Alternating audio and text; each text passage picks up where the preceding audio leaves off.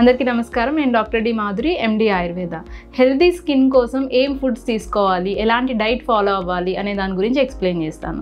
So skin హెల్తీగా ఉండాలన్నా, గ్లోయింగ్గా ఉండాలన్నా సరే మెయిన్ మనకి ప్లెంటీ ఆఫ్ వాటర్ అనేది ఉండాలి. సో హైడ్రేషన్ అనేది చాలా ఇంపార్టెంట్.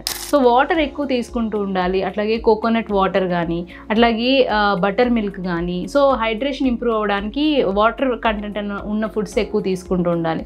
దీంతోపాటు ఫ్రూట్స్ తీసుకోవడము, వెజ్జీస్ తీసుకోవడము, అంటే రోజుకి సరిపడినంత కొంచెం ప్రోటీన్ కంటెంట్ తీసుకుంటూ ఉండాలి. అట్లాగే నట్స్ కానీ లైక్ అవకాడో తీసుకుంటూ ఉండాలి. సో ఫ్రూట్స్లో మెయిన్గా ఏంటంటే పోమోగ్రానేట్ ఎక్కువ తింటూ ఉండాలి. అలాగే వైటమిన్ సి కంటెంట్ ఉన్న ఫుడ్స్ తీసుకోవాలి.